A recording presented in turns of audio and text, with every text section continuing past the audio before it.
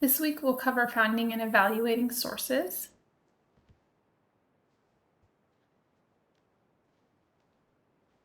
And it's really important to kind of think about the quality and where your source is coming from whenever you're doing research, and particularly if you're doing academic research. And one of the kind of most simple ways of evaluating this is just looking at the differences between popular versus scholarly articles. And so we can think about these differences in terms of who the author is. So in a popular article, the author is a journalist. Whereas in a scholarly article, the author is a scientist, normally one who has conducted research in the area. So those people, their backgrounds, their knowledge about the topic is going to be vastly different in a popular versus a scholarly source. We can also think about the audience, right? So a popular article is going to be written for an audience that has no specific knowledge. They're just reading kind of what's interesting, just how you get to, things like clickbait headings and things like that. Whereas a scholarly source is written for someone who has some kind of technical or specific background in the area. There's also differences in the editorial process. And so, of course, with a popular article written by a journalist, we're looking at, what will sell the most magazines, what's going to get the most views or the most clicks. Whereas in a scholarly article, things go through a process called peer review, where they are sent to other scholars in the area who read the article and evaluate it, and only those who that their peers deem it as being very high quality actually get published. There's also additional features. So scientific articles include things like abstracts, tables and graphs. They have a method and results section that provides a lot of details. They also have references, so you know where they get that information. And so generally, popular sources are not really complete. They're often biased. They're written from a specific perspective or opinion, and they may be sensationalized. So we really need to be kind of careful in how we approach these popular sources. You have a online tutorial that does a really good job helping you think about evaluating internet sources. But I did want to talk about kind of a couple of components that we can think about when we're evaluating them. So one thing we think about is the accuracy. Is the information provided on the source consistent with other sources? Do they provide references? And are the references available? Do they use basic grammatical standards? Of course, if there's huge typos, it's a big sign that it's not a very high quality source. We can also think about the authority. So who's taking credit for the ideas? Does the author have the appropriate or relevant credentials? One thing to think about is just because somebody is a medical doctor or has a PhD doesn't make them an expert in the area. And so, I'm a developmental psychologist. I'm not an epidemiologist, and so I wouldn't go around making strong claims about, using my PhD to make claims about what's best in terms of the spread of COVID or things like that. We can also think about whether there's contact information for the person presenting the source. So that kind of falls under authority. Objectivity or accuracy or advocacy. Objectivity is kind of what's the type or the purpose of the site. You can look at the domain name, and your web tutorial goes into a little more of how to evaluate that. But could the purpose affect what's included or excluded? Is it biased? Is it designed to convince you one way or another? Or does it present different perspectives? We also need to think about the currency. So when was the information originally written? Was it updated? Are the links current and working, or are they all broken? Things like that. We can think about coverage. So is the information that's covered fair and comprehensive? Do they present multiple sides? How do they treat each side? Is there outside support for ideas? So kind of how we cover this can give us some information. So we have lots of different types of sources of information out there. Some is high quality and some is not. And so, I think that part of the reason, I'm not going to allow you to use internet sources for your final paper in this class, but internet sources are appropriate for some things, like discussion forums. You may have discussion forums in your class that allow you to, classes that allow you to use internet sources. Generally, they're not appropriate for kind of academic writing, but sometimes there's a starting point. They're a good starting point. So if, for example, for this class or another class, you have a basic idea for a topic, but you've got to figure out, okay, what kind of keywords do I use?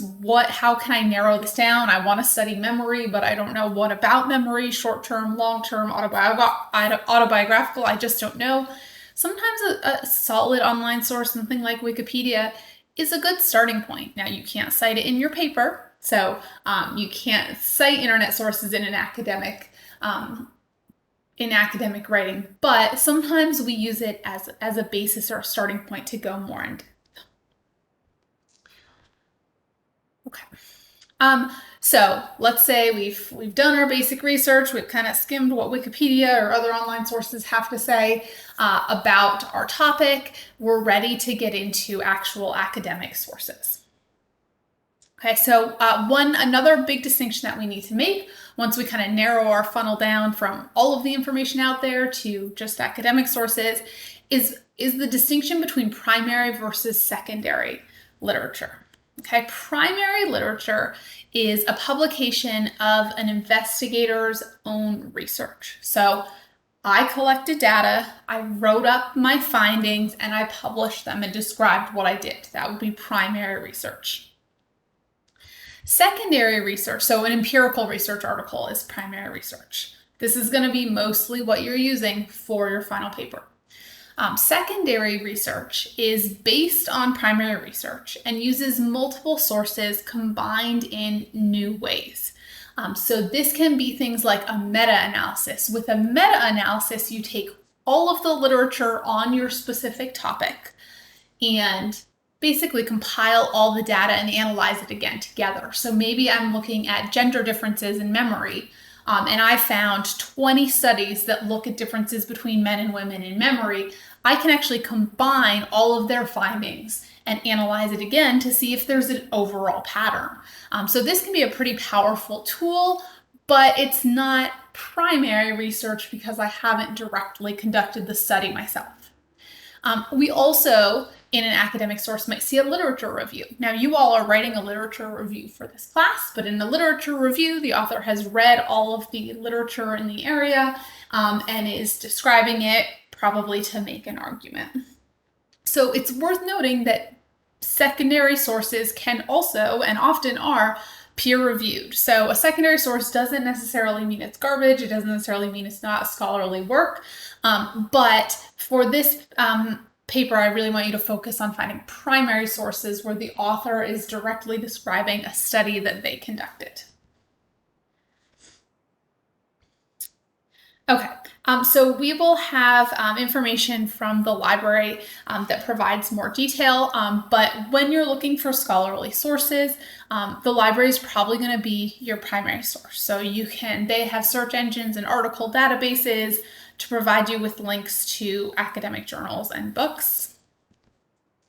EBSCO is probably one of our primary tools, and so you can search using EBSCO. You can search by author, you can search by year, you can use the AND function. So if you want to combine two keywords, if you want to study memory and gender, so you want articles that are about both of those, you would use AND. If you have two different words for the same thing, you might use the OR function. So if you are interested in gender or sex, because sometimes it's called one, sometimes it's called the other, you could use OR, and that would give you any article that has information about memory and gender or memory and sex, either one. Search history is important because you can kind of revise and update, and when we have the library information, you'll get to see exactly what that looks like in our system.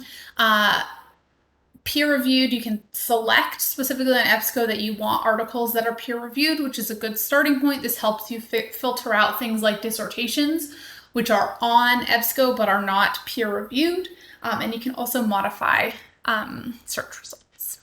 So when you conduct a literature search, this is roughly what your findings might look like. So when you click on an article, it might look like this. It's got a lot of information here. You can see the authors. You can see the source. So this was published in Nature Neuroscience in October 2013. Got the volume and issue and page numbers. I can see some keywords under subjects. This is really good if you're at the beginning point and you're trying to figure out what kind of terms should you search. This is an important place to look. You've got your abstract, which is a brief summary of the article. Really helpful as you're trying to narrow down, is this actually what I think I want? You also have the DOI down here, which you'll need for the references. This information can always be found in the article itself, but it's a kind of a useful tool for just evaluating it. Really important is that this article has a PDF full text. Ideally, that's the best thing that you can find, because that will have the actual article looking like it did when it was published. So as much as you can, find those articles that have the PDF full text. HTML full text also works, but the PDF is really what you want. And when you find the PDF, you need to save it and download it and save it somewhere that you can find it. Okay, sometimes it looks different. Sometimes it looks like this with a little disk down at the bottom. Sometimes it's at the top. But when you have a PDF, you need to download it and save it. EBSCO links don't work for anyone else and often don't work for you. What happens when you're doing a big literature search like this is you use a bunch of different keywords, and sometimes you have a hard time coming back to an article. So if you find an article that you think is even remotely interesting, save it. Save the PDF. Don't copy and paste the link because you won't get back to it. Don't say, I'll come back to it later. Download the PDF, put it in a folder somewhere where you can find it. Okay, so even EBSCO has some tools where you can save things on there. In my experience, they don't work consistently. Okay, sometimes articles are no longer available. Weird things happen with your account. The only guarantee that you will continue to be able to access an article is to save the PDF. And the way I recommend saving it is give you some kind of keywords that will help you be able to really easily identify it. So normally how I save articles is the first author's last name, the second author's last name, the year, and then some keywords. So Baron Dolan 13, online choices, multiple memories. That way, when I'm looking at the article, if I'm writing my paper, I say, oh, there was an article about online something. I can look at my list of articles, find it really easily. Or if I'm citing things and I say, what did that Baron and Dolan article actually find? Likewise, I can look just at the file names without having to open a million files and get back to it. Okay. Additional places that you might find sources. And again, for this paper, I want you to use peer-reviewed empirical articles. Okay, but some other things to think about. Textbooks are a good starting point. Textbooks are a secondary source, but textbooks normally cite primary sources. So if you're really stuck, but have, you're writing a paper on something related to developmental, you've got your child development textbook, go back and look at it and see who they're citing for your ideas. We've talked about the internet and challenges, again, maybe as a starting point, but you need to, when you start there, you need to follow through and find that original literature. Article databases, the library presentation should cover some more of those, as well as other resources. Another really important place to find articles is the references list of the articles you've already found. So if you find an awesome article that's really, really interesting, or maybe you find a meta-analysis or a literature review that's really related to your topic, look at the references that they've cited, because if it's relevant to your topic, they're going to be citing other relevant literature. Okay, this is something that you can try on your own. I'd like you to use EBSCO or some other, probably EBSCO, to find this article. Okay, so the information I've given you is the articles by David L. Strayer and William A. Johnson. It was published in 2001. So you're going to need to do a search. You've got authors and years, so see if you can find it. Correctly cite the article in APA format.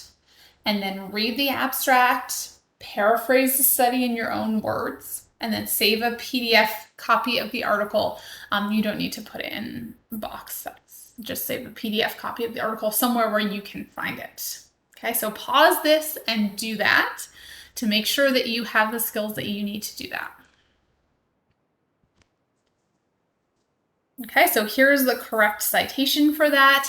I've got kind of a rough summary that's somewhat like your summary should look, and then go back and make sure that you can actually find where you saved your article.